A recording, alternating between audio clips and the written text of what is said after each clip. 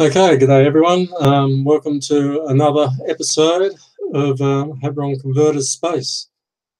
I suppose first up, I'd like to say there's going to be a couple of changes. I mean, with the new show, you're sort of finding your way and that sort of thing. I have tried over the past series of the episodes to play a bit of music at the intro, usually by one of the musicians that I hope to bring to your notice. It's been a little bit difficult for me to do that because just playing that over the air as audio, it's been coming out as a very sort of washy sort of sound. Sometimes the sound has been almost acceptable, other times it's been really terrible. I spent the whole week trying to figure out ways to feed it direct through the line with using various different programs and things like that. But at the end of the day, I suppose what I really need is to have better live streaming software and a better live streaming setup. And I thought to myself, well, what are the specific advantages of doing the show as live streaming?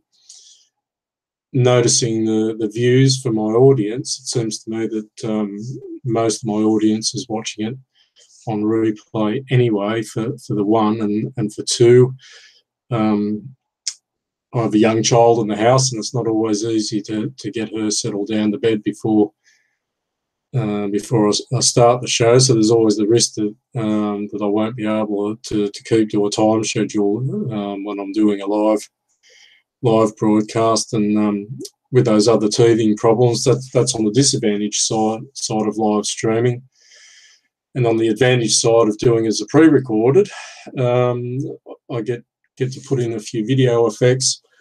I did try an experiment during the week trying to live stream through my video editor, hoping the sound would go through, but I found that if I started the video editor first, it would capture the video and audio, and it wasn't coming out on YouTube. If I tried it the other way around, well, the film editor was getting blocked out. So that wasn't working out. But what I did notice in the process of things, that to feed the music in and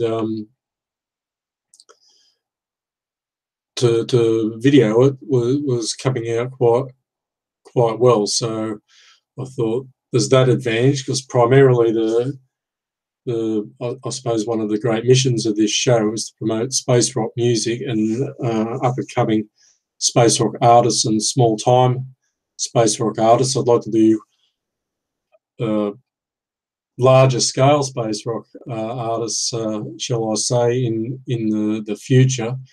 But I can't just go playing their music without contacting them personally, or otherwise I end up starting getting in trouble with YouTube about copyright issues and that sort of thing. So at the moment, the only people that I can play their music are people that I am in personal contact with, who have given me permission to do so.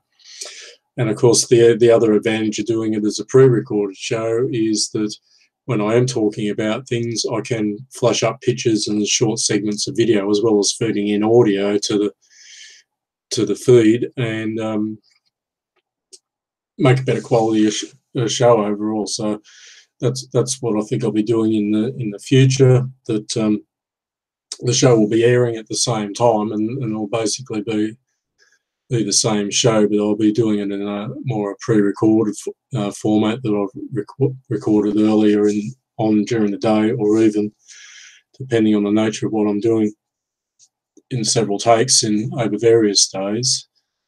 And that shouldn't prove to be a huge change in the show, because, as I said, with the live streaming thing, I know that I am getting a small but increasing number of viewers. At the moment, I do believe I would be able to pack out a phone booth in the fifth quadrant of the dead zone on Magrathea, but I expect that audience to grow to at least more than I can stuff into a VW bug in a period of weeks or months or years. And and so I don't think the absolute live thing is a necessity. Those of you who disagree, please let me know, and we'll have a rethink about it. But at the moment, what I'm thinking about is that I would like to try and do a live stream when it proves to be necessary. So in some cases, doing an interview, I might try and do a live stream interview. Certainly, if there's some sort of show or something like that on that I'm visiting that's relevant to our overall theme, I might do a brief live stream from that while I'm there. But aside from that, I'll do a pre-recorded format. Another reason I thought of doing this was those of you who watched last week, I was planning to get Mike Hewitson on today to do a live stream interview, but between technical problems at his end and technical problems at my end, it didn't prove to be a runner. So I do hope to be able to interview Mike later on in the year, but probably not necessarily live. At least with the pre-recorded format, it solves a lot of other issues. I hope to get an interview with Chris Spacely at some stage over this year, and he's based in America in a vastly different time zone to myself, which also makes it difficult to line up for a convenient time bracket for Europe. And also any people that I might want to talk to from Australia or other areas in the world. There's one fellow in Japan that I'm starting to get curious about that I wouldn't mind contacting at one stage. All those people live in vastly different time zones to Europe, so it can be a bit difficult to sync things up with them. But if I do a pre-recorded format, well, it means any time that I'm available, I can get onto them and record them. So what I have been doing to try and compensate for any serious lack in audio quality with the music is that I have been posting some music up on the playlist from this program, and I'll be doing that again today. And today, the music that you're not hearing at the moment is La Luna.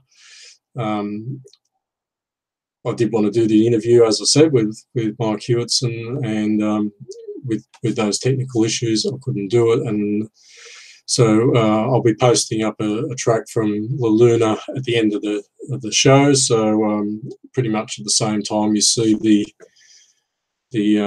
replay of the show available from YouTube, you should be able to see La Luna not long after that. I'll be uploading, and as soon as I finish doing this, probably maybe 10 minutes or so after the show, they'll be available.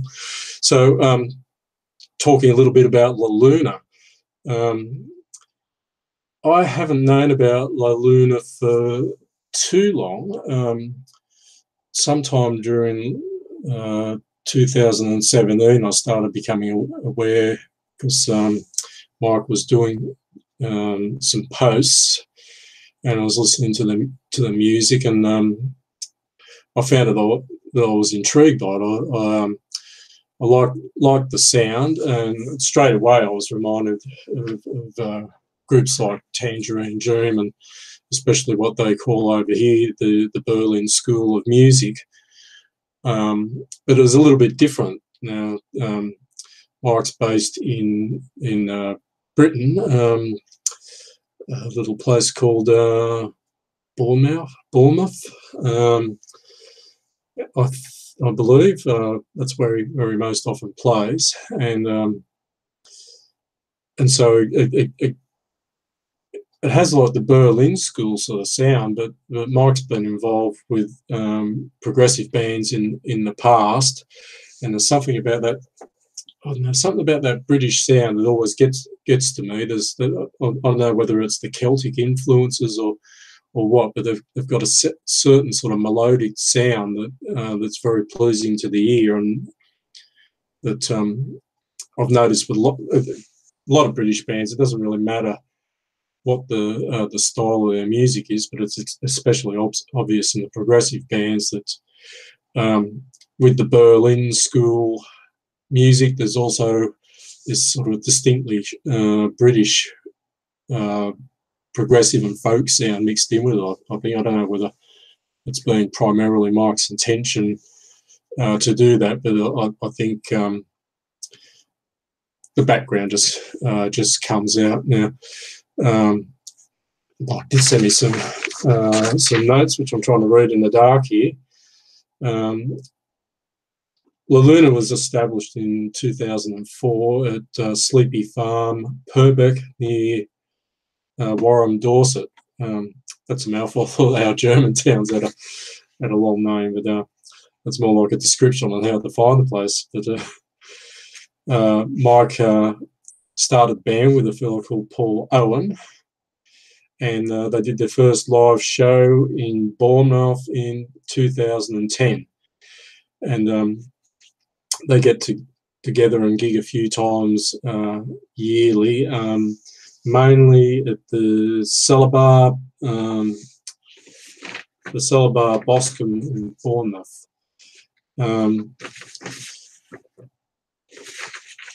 What they do tend to do is the music tends to be a lot in the form of live jams, and I'm guessing what they do is they get together and jam and rehearse and come up with these themes, and then they record the jams, and most often Mike's been posting his music on the National Archive, and I actually joined the National Archive just to ease that processing of downloading his music, and I've actually got their live at Cellar Bar Bournemouth recording that he released last year, or I should say they released last year. I've got that in the car, and it's very good for those long drives in the car. It was a nice long piece. That I live out in the middle of nowhere here in the Odenwald mountains, I suppose, to use a better word. It's a big forest national park out here, and to drive into the city, which I do on a regular basis to do a big shopping mission. It's a long drive, and because I've got used to driving out in the country, where most of the time I don't encounter a traffic light, the drive into the city can tend to be a little bit stressful with the traffic and the traffic lights, and so Mike's music is just the perfect thing. It's one of the things I get into, as well as the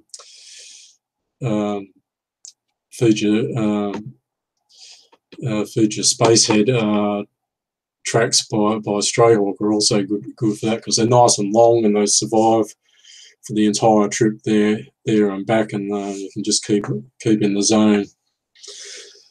But so if you want to find more of La Luna's music, the place to go to would be the National Archive and look up La Luna there. They actually do have quite a lot of stuff there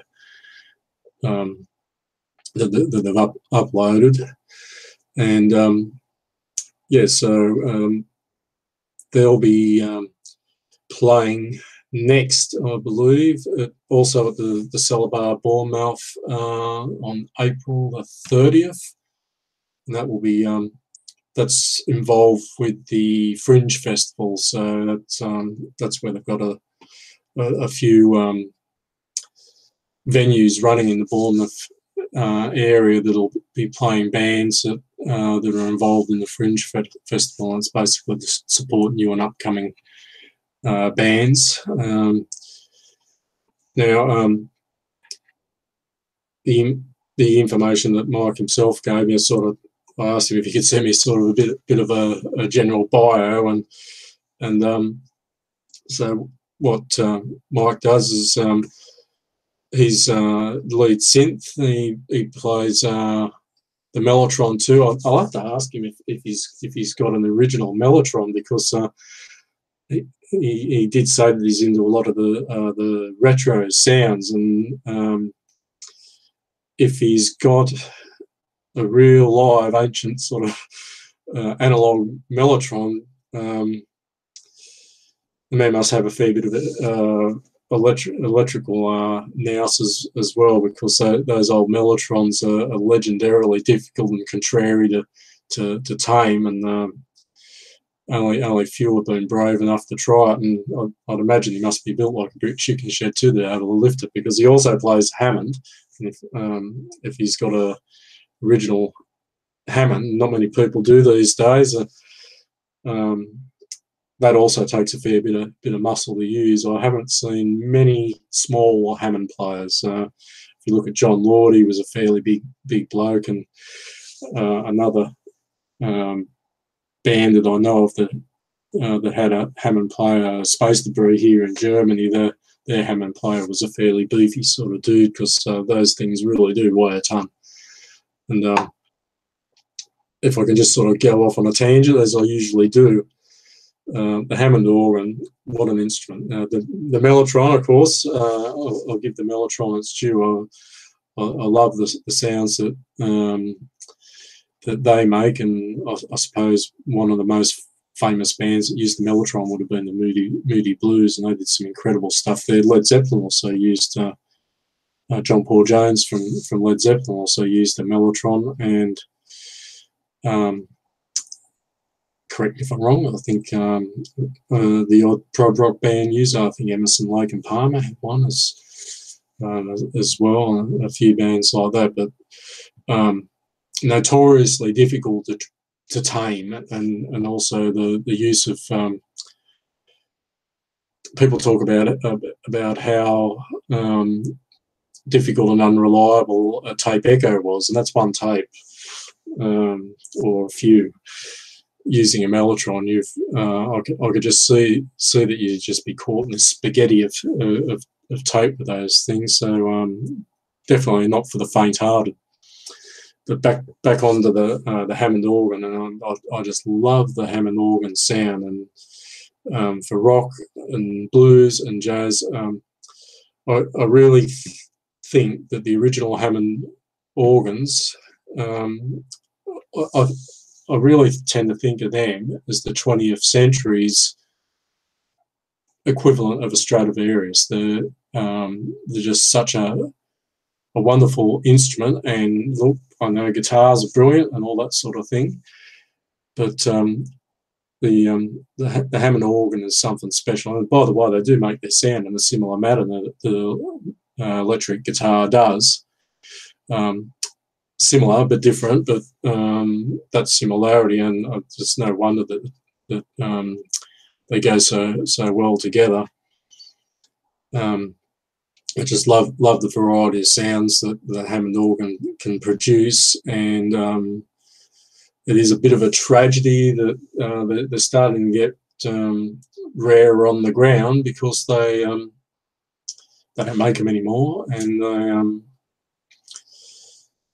they're hard to maintain. They require a fair bit of skill and that sort of thing, and collectors have been scooping them up. So if you can get onto one these days, you're doing pretty well, and you're pretty lucky. And even though the Hammond organ company themselves release Hammond organs, they're not the same. I don't know, some people might argue with me. I did play on a Hammond organ at Session Music over there in Waldorf, in just outside of Mannheim, and they look the part, and they certainly sound good. But basically, what they are is Hammond themselves just take samples of Hammond organ sounds and put them into the box, so to speak. So I don't really know whether there's a great advantage in buying a genuine Hammond organ, because what you've got really is a genuine imitation of a Hammond organ. whether that's any better than just buying a good Hammond VST or a good VST on it. I don't think it comes out here, but I've got a Korg Kronos behind me that's got some great Hammond sounds on it, but of course it's not a Hammond organ. And then again, I think a Hammond organ isn't a Hammond organ in this day and age. And it's a shame that, in a way, well, I suppose it's good that Hammond are producing the things. They do have some of their original organs in the factory, and that's where they're getting the samples from, so they're definitely getting them from the source. But it'd be nice if they could sort of try and get some sort of compromise between the modern materials, that you could make a light and reasonably reliable Hammond organ based on the same principles as the original Hammond organ, to give the same scope with the sounds. It'd be really great if they could do something like that. And I know with the retro synths, they've come up with some good answers in that way. A lot of the synthesizer producers like Korg, for instance, and I think Roland are doing it, and a few other people, where they're using analog technology to generate the sounds, but they're using digital technology to control them. So what you get is your analog sounds, but a lot easier to tune and to tame and to reproduce, which I think's a good thing. So I haven't spoken to Mike about that. I know he's a bit of a purist, so he might disagree with me in that respect, because he tends to stick with the real deal. But I think for a lot of us that aren't quite as artful with this sort of thing, the digital control on analog technology is a godsend, because our ears tell us we want that analog sound, but trying to keep them under control is a difficult thing. So the guys out there who are dealing with the real analog, with the old technology, it's a different art of musicianship. I think a hell of a lot of it is to do with the art of creating sound itself. So Mike's right into the retro sounds of the analog gear, and so he's doing synths, Mellotron, Hammond, effects programming, things like that. And Paul Owen, he's Mike Hewittson's partner in crime, so to speak. He does a lot of the poetry and narration, but he does percussion and a bit of extra synths and effects on top of that as well. And what you'll see from the track that I'll be putting up, which is a track by I think it was Electric Rainbow. He's got a very good speaking voice, so he's perfect for the job in the narration. And he begins an introduction with at the start of the track, and you'll see straight away he's got a great voice. Apart from that, John McGowan does occasional flute work with the band as well, and they tend to stick with the themes of time, space, and spiritual things, sci-fi and fantasy related themes, which of course is why he's on the show. Because that's the music that I want to promote, and I certainly want to get into myself. He does tend to drift into some other areas like progressive as well. He said, but these days is more into the psychedelic and space rock side of things. And a lot of the thing that's the same with me. I do drift. I just released the track this week. Well, uploaded the video this week, which I would probably say is more progressive than psychedelic, but generally I prefer to stick with the space rock and psychedelic type things as well. But it's also not bad to do a few other things. So Mike's into the avant-garde music, ambient, but generally spacey music for relaxation and contemplation, and that sort of gets me through most of this little bio here. But influences were Vangelis, of course. Tomitel, I'm not familiar with Tomitel. Jarre, Jarre. I really love what Jarre did with his light show. I forget the name of the concert. I saw a light show concert with him many years ago, and he was one of the first ones. Do they call it a laser harp or a light harp? It's basically hooked up to a synthesizer, but they use laser light beams to control it. So he was waving his hands over these laser light beams and playing that. And today it's probably a little bit cliched, and you might think, well, why bother? But back in those days, it was, looking at that, I thought, wow, what a brilliant way to play an instrument. And so Jarre is always on my mind in that respect. Tangerine Dream is another one of the influences. And what else do we have here? We've got The Orb, who also I'm not familiar with. I'm going to have to start doing some research in some of these other little spin-off bands. And Eno.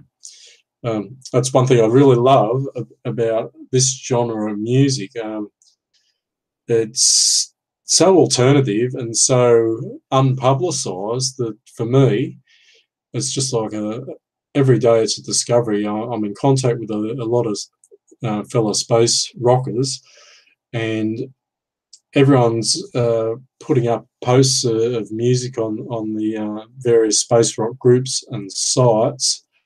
And I'm trying my best to watch it. Sometimes I'm in and sometimes I'm out. The last few weeks I've been quite busy trying to finalise my track, so I haven't really been watching much of what people have been posting up. But I do my best to watch as much of this material as I can. And usually what I do is I save it to a playlist, and I'm probably about due to start a new playlist I might just have to start classifying it in years, what I listened to in 2018. Because there's just so much out there. I am actively trying to keep up with these bands, and there's certainly some of the bigger names like Hawkwind, which I always mention, and Osric Tentacles, Hydria Space Folk, 35007, tons of the of upper shelf type bands that most people have heard of. But also there's just literally hundreds of really great sounding bands, and I've never heard of them before, and it's very, very hard to keep up with it. There's just so many of them, so I've always got plenty to do, and there's just a lot there to discover. So a lot of my evenings at the end of the evening when I'm winding down, that's really all I'm doing. I'll just stick on YouTube and I start listening and catching up with some of these bands and watching their clips, and there's just so much there. So again, getting back on the mic, I'm giving them a fair bit of time because I did promise to interview him on the show tonight, and it's probably my fault that he's not on, because just as I said, with the technical difficulties, Mike had a bit of an issue with webcam and microphone for the broadcast, and I sort of said, well, maybe we can do it as a telephone link up, but then I thought about the audio that I'm getting here, and I've got no way of plugging the telephone into the system, so I had to give up on the idea eventually. So anyway, we'll have a good talk about him before we move on. And I think I already did mention that his next gig is April the 30th at Celabar, and so try and get there to see it. All you fellas over there in Blighty. I'm a little bit too far away to go, but certainly when I do get the chance to get over there, that'll be on my list of priorities to try and see a couple of local bands while I'm over there, as well as catch up with a few of my friends over there. So so that's the story about La Luna. Well worth seeing. I think I would certainly see them myself if I was over there. And if you like that Berlin School of Music sound, I suppose the best way, if I say, if you like something that sounds a little bit like Tangerine Dream, with a bit of sort of deep poetry thrown in here and there, they're probably the band for you. And look at the post when I put it up, and see what you think. So moving right along, one of the other things that I was been trying to do the last couple of weeks is to finally read Elric of Melnibone. I managed to find a copy of it, and we'll be trying to get round to reading it, and having a bit of a talk about that over the coming weeks. At the moment, I've had a lot of things coming in, but been having to do a lot of reading, and it's just sort of been distracting me a little bit from being able to do that. So I've really only got as far as reading the first chapter of the book, and that's sort of setting the stage a little bit for, I suppose, some of the conflicts that are to come. We've already been introduced to his potential love interest and his potential rival or enemy, and a bit of the background of where things sit with Elric, but I've got a long way to go. It's something like 700 pages long. Now, where I learnt about Michael Moorcock, probably I should have got off my butt and read more of his stuff over the years, because I've known about it for a long time now. But I did know in the early days that a lot of the Hawkwind stuff was based on science fiction, and a particular science fiction writer, and I didn't have the name and the group sort of put together.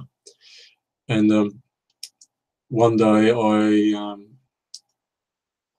was a bit out of my way and looking for somewhere to have lunch. I went and bought something to eat at the shop, and I thought, well, I don't want to just sit in the middle of the shop here. I'll just find a park. And I walked up the road, because I knew there was a park up there, and I walked into the park and I sat down and ate my lunch, and I suddenly noticed just at the edge of the gardens there was a couple of books, and I thought, oh, that's interesting. I wonder what they are. And so I looked at the books, and they were by Michael Moorcock. And I thought, well, that name sounds familiar somehow, but I couldn't quite place the name, but I definitely knew that I'd heard about him, and obviously the books were sci-fi. Behind the cover to tell you that they're sci-fi, if nothing else did. And so I started having a bit of a read of one of them while I was having my lunch, and I was sort of expecting at any time someone's going to come down and go, "Where are my books?" You know. And I was there for a while, and no one came, and I was reading this book, and oh, that sounds familiar, and it's all talking about these about the Eternal Champion, and it started off, it was talking about time travel, and that was pretty weird, talking about people that had hats that looked like clocks and things like that, and reminded me a bit about the Master and Doctor Who in the early days. And it was only then that it sort of it dawned on me that this can't be a coincidence, you know, like either this guy is a Hawkwind fan that's writing music based on their lyrics, or this is the actual guy that they're getting their ideas from. And then later on, I did find out that that was the case. So there was a bit of luck, these two books falling into my hands, and I read them and I enjoyed them.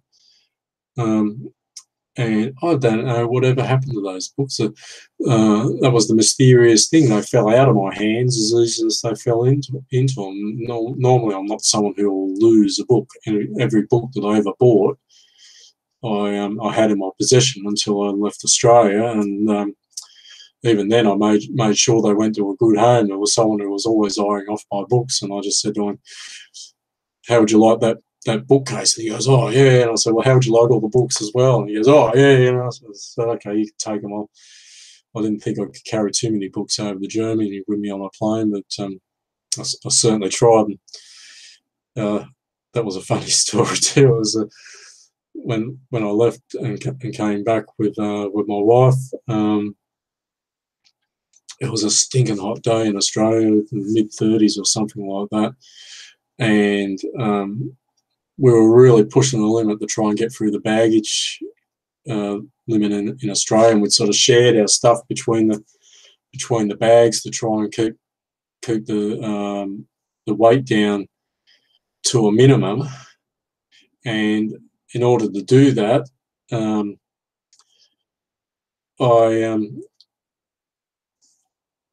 I took out some clothes that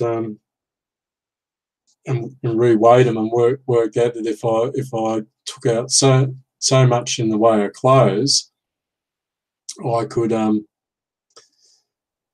get the weight just down to the limit on the bag. So here it is. It's about 35 degrees or more in Sydney that day, and so I'm wearing my t-shirt. I'm wearing a flannel shirt because I can put some things in the pockets. I was wearing my leather jacket from the bike because I especially sewed in these big pockets on the leather jacket on the bike because it allowed me to carry a lot of things on that. And these pockets were using my head for scale, probably so long and about so wide inside the jacket. I could put heaps of stuff in that. And I had a couple of ice hockey jerseys that were large and sort of weighed a bit as well. And I used to tend to wear those over my jacket when I was riding the bike because the metal zipper on my jacket was scratching the tank. So I used to wear one of those over the top just to protect the tank from getting scratched by the jacket, and also the designs of the jerseys were good too, because one of them, well, they were Blackhawks jerseys, the Chicago Blackhawks, and I don't know if there's any ice hockey fans out there, but they had a cool looking Indian with a tomahawk on them, so I thought, oh yeah, that looks good when you're riding a bike.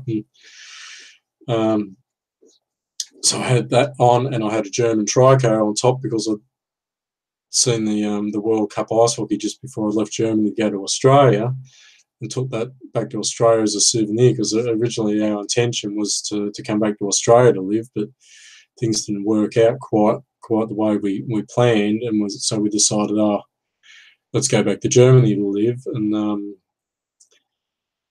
so I'm just totally draped with all these heavy clothes on this stinking hot day, sweat pouring down my face. And I don't know, they apparently didn't like the look at me in Australia, and they separated me off from my wife, and then she was sort of panicking, not knowing what was going on. And I got interviewed by these anti-terrorist people there, and they had dogs sniffing all around my bag, and they were using a special sniffing device for explosives. And they're asking me all these questions, and they're conducting the whole interview in German, despite the fact I said, look, I've got an Australian passport, I speak English, I was born and raised in Australia, but they just insisted on talking to me in German. So in the end, I just gave up arguing with him, and we conducted the whole interview in German. I don't know. They might have thought I was from the Baader Mine or something. I don't know. But I had all these electronic bits and pieces in my bag because I wanted to try and, as I said, take along as much as I could with me, because it was a one-way trip back to Germany from Australia. And so they're looking through all this, and I've got all sorts of electronic devices. I don't know whether they thought I had timers and detonators or what, but they really went over me, and eventually they satisfied themselves that I didn't have anything there. And they said, "You've got a fair bit in that bag, haven't you, mate?" And I said, "Oh, yeah." And fortunately for me, they were more involved in looking for bombs than they were in looking at weight. So they let me go through, and I passed the bag through the X-rays and all that sort of thing. I managed to get through them without comment, probably because they knew that I'd just been searched by these other lot at the side there. And I'm carrying this bag, and I'm trying to make it look like it's easy and it's light, but my carry-on luggage was heavier than my actually big suitcase, because of that all those heavy copper and magnets and things like that, I suppose, from the electronic gear. I don't get the idea. I was on magnets and compasses and things like that make the plane's instruments go berserk. But what electric components can tend to have a bit of weight because of copper wire and gold and things like that. But I'm trying to make it look as light as possible, and my bag was weighing something like 45 kilos. I'm carrying it in one arm and trying to look like it's really easy. Sweat pouring down my face with all these jackets on and that. And I thought, I don't know if I'm going to make it through onto the plane, which we only just had time to get because all this interview and search and that had sort of taken up a lot of time. And I'm in the line there, and gradually sort of heading for the goalposts, basically being the exit ramp onto the plane. And I'm thinking, I don't know if I'm going to make it through here or not. And there's this Chinese guy in front of me, had this big box, and I spotted him about the same time that they did, and also about the same time I spotted they had a scale and a basket, and your bag had to fit in the basket. If it was too big to fit in the basket, they wouldn't let you on the plane. And on once it was on the basket, it showed the scale, and I thought, I'm doomed here if they ask me to put this thing on the scale. And this Chinese guy had this big bloody I think it was a Kenwood Chef mixer or something like that. And they got straight on to him, and they were arguing with him because he absolutely wanted to bring that on the plane. And all the security started sort of coalescing on him. I just showed my passport, and they waved me through. I walked onto the plane and just got onto the plane, just went heave up into the luggage compartment, sat down, and started taking jackets off. And that, oh god, finally made it. So it was quite difficult getting through the Australian security. So anyway, that's another story.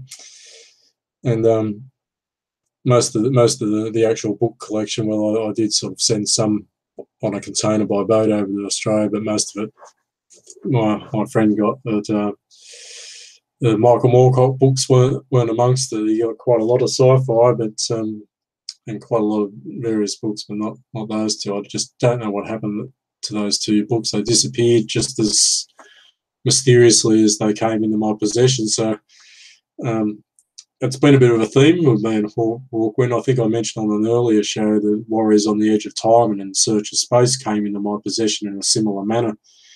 That we were having a party, and that after the party was over, I found the tape with Warrior on the Edge of Time and In Search of Space on it, a 90-minute tape with one record on each side, and never did find out who it belonged to, and had it in my possession for years before it broke. And when it finally did break, by then I'd managed to get myself copies of the albums, and the first thing I did was make another recordings. And it's always been a tradition of mine to always have Warriors on the Edge of Time and In Search of Space together.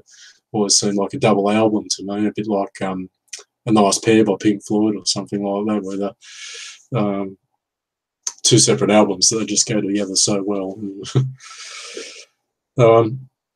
Other things that I was looking at this week is I like to read up on a bit of science, as you know, and I was reading a little bit about the EM drive, and that sounded pretty interesting. I don't know why I haven't heard about it before, and I just stumbled on it because I was reading something about something else, and there was just a brief mention to it. I went, EM drive, what's that? And I Googled it and found this NASA article about it, and I thought, oh, that's really interesting, because what the EM drive is, I'm not precisely sure about the exact nuts and bolts about it, because as I was trying to read the article, my wife was determined to talk to me about the reason Kate is not a princess and Diana was, or something like that. Anyway, whether Harry's fiance will become a princess when they marry and stuff like that, and the sort of things that tend to interest your wife, shoes and new idea type stories. And so I didn't manage to concentrate on the article as closely as I might have wanted to, and then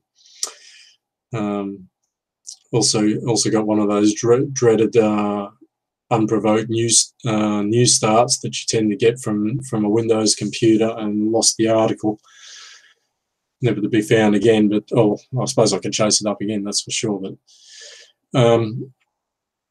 rabbiting on a bit tonight. It's been a long day. And this EM drive, it's a great thing. Not precisely sure how it works, but I wouldn't feel too badly about it if you don't know precisely how it works either, because apparently most of the scientific community don't quite know how it works and basically just don't believe it does, but it does. It was independently tested in 3 different countries, in Great Britain, in America, and in China, and all 3 of them got similarly impressive results out of it. Now, the reason scientists don't believe it is it totally ignores the rules of conservation of energy. And there was the thought that, maybe a bit like cold fusion, I suppose, that if the experiment seems to be working and it's impossible, it could well be that there's something at fault with the experiment. They tested it out in space on the International Space Station, and it worked marvelously. And so the jury's still out on why it works. There's theories now. Now, there must be some sort of more substantial theory about it, because the people who developed it naturally as a result of a theory. They felt that it should work, and they devised it, and it did work. And I think it's something along the lines of excitation of microwaves. The reason it shouldn't work is, at the moment, for us, propulsion has to involve a definite sort of force, and there is none. They don't expel any matter into space, so there's no Newtonian reaction that you can expect is driving it forward. No, that doesn't exist. There's no magnetic attraction. It's got nothing to do with gravity. How does it work? No one's quite sure. And one of the convoluted theories was the microwaves are impacting against quasi-quantum particles, I believe they term them, and that's a bit like sort of voodoo science to everyone concerned, and so no one's buying that story either. But when push comes to shove, it's the most brilliant sounding propulsion system, and they were describing the energy needed to work it is very low, and the weights that you need to produce a spaceship running on the system are also very low. And the wattages, we're talking wattage in terms of watts and kilowatts and megawatts to run these things. are entirely within our realms. And one thing they were describing is to build something capable of going to Alpha Centauri or Mars. You're looking at a reactor of several megawatts, and that sort of sounds pretty big until you realise that the American Ohio class, or is it Omaha class submarines are running a similar reactor. And although they didn't mention the size of the reactor in this story, I have heard on previous occasions that the nuclear reactors that they use in the American submarines are something about the size of a large garbage bin. So it's very impressive. All the bits that they need to put this technology together are there. It's just expensive because it's new technology, and funding is entirely the issue with this. I'm hoping that someone like Elon Musk gets wind of it and puts some money behind it, because he's someone with an eye to the future, and he's certainly someone who's very hot on the idea of getting to Mars, and that sounds like exactly what he needs to get there. They're saying that with this drive, you could reach the moon in about 4 days and the Mars in about 90 days, and to do a trip to somewhere like Alpha Centauri, it would take a little while, but not an unfeasible amount of time, because they're estimating that this motor motor, I suppose it's an old-fashioned term, this EM drive is capable of something like 9% light speed if it's allowed the chance to wind out. And that's a pretty impressive piece of kit. So I'm hoping that we'll see more about that. And I just wish some of these greedy millionaires or billionaires would actually do something useful for once and throw a bit of money in something like that, because I really think that if we got devices like that going, it would really revolutionise our civilization. Yes, we really need to get out there in space. And I think most of you space rockers, I'm preaching the converted. We want to be out there. We want to go out there, and I know it's unrealistic to think that in my lifetime I'll be able to travel to the outer solar system, but I like to think that my grandkids could, and I'd certainly like to see us advance to that level. And the only way to get there is to start. Really, the only way to get there is to start. And they've been doing some impressive things with astronomy, and the space program has started getting back on track since the days of the space shuttle ending. And I know it sounds contradictory, but I think the space shuttle program ending is probably one of the best things that happened to space research, because frankly they were wasting a lot of their money on the space shuttle, just launching spy satellites and things like that up in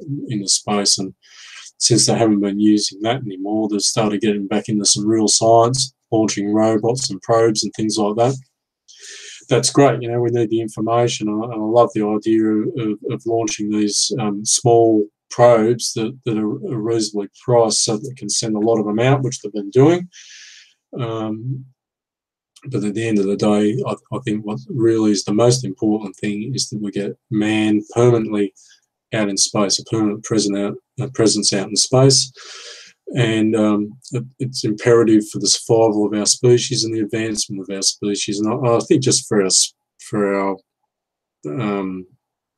spirit, we need something to strive for. And at the moment, I don't think we're being hell of a lot creative. I know I had a bit of an argument with the missus about this when I was saying I'm more interested in the EM drive than why Lady Diana was the princess. But for me, I think it's really imperative that there's more to life than just working in the factory and going around the Monopoly board again. I like to think that we're actually heading out there, heading in a direction.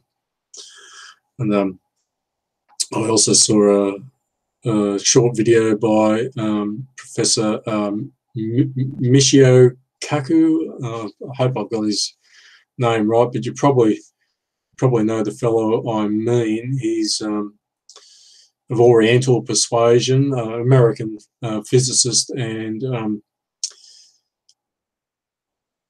he's on television and video a fair bit these days. He's one of those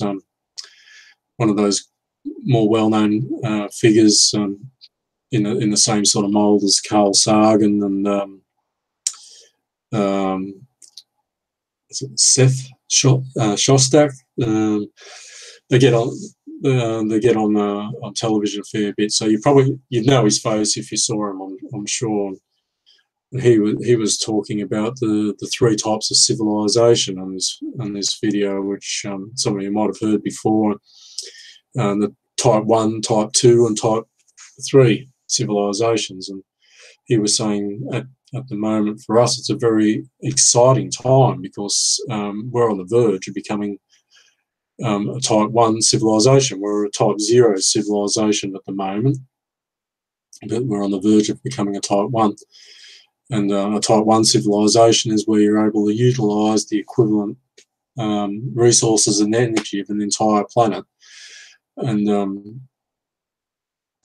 in some ways, we're already exhibiting the characteristics of a type 1 civilization, things like the internet and our social media and the youth culture and several other examples that he was giving are examples of us being on the verge of being a type 1 civilization, but also a lot of the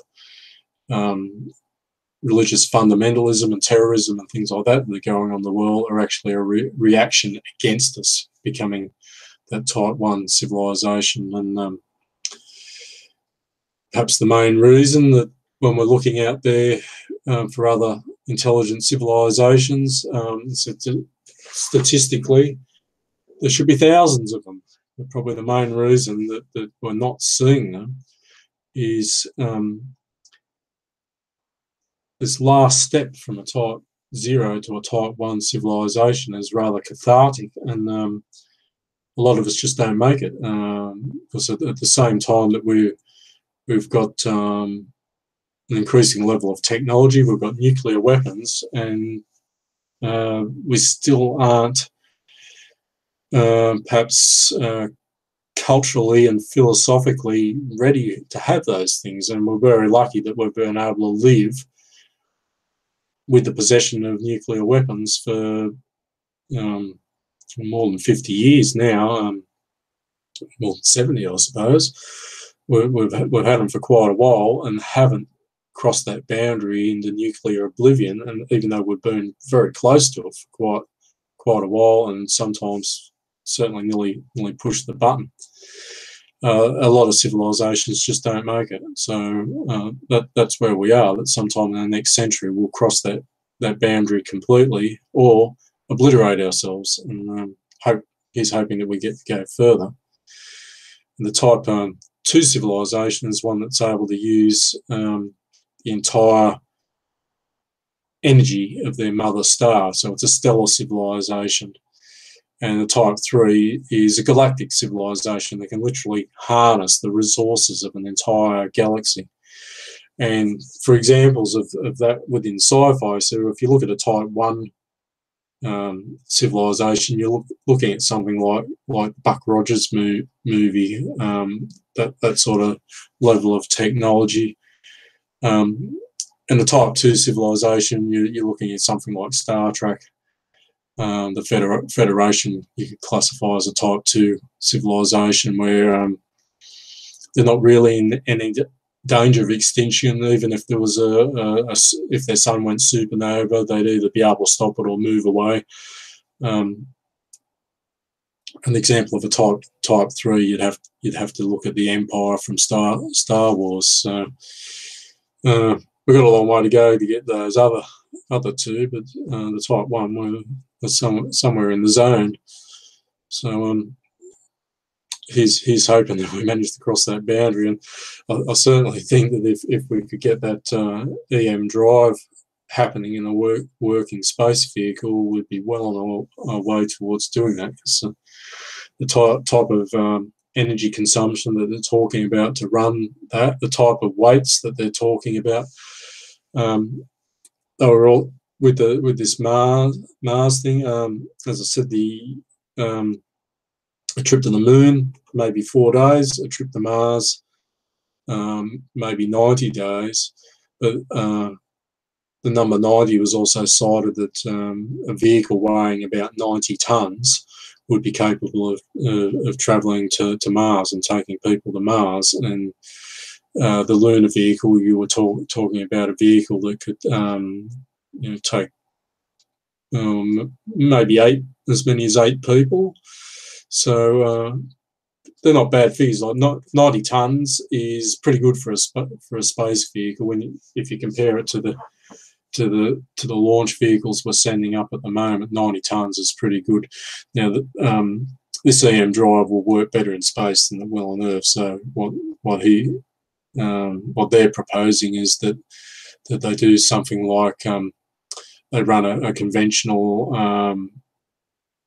shuttle from Earth out to space, and so when the astronauts return, or they'd send the shuttle up to pick them up, and the vehicle remains in space, but they ferry it to and from. So anyway, on that note, I'll end the show for the day, and just bear in mind next week I'll be posting the show, and it will be at 9 o'clock on a Sunday evening. Also, that's 9 o'clock German time. That's 8 o'clock Greenwich Mean Time, and hopefully I'll be able to sort of have a little bit more razzmatazz, a little less ums and ahs, and hopefully I'll be able to spice the show up with a few pictures and things like that, and certainly I will be able to play the music live. Okay, well, live pre-recorded, almost live. So have a good evening, and I'll see you next week.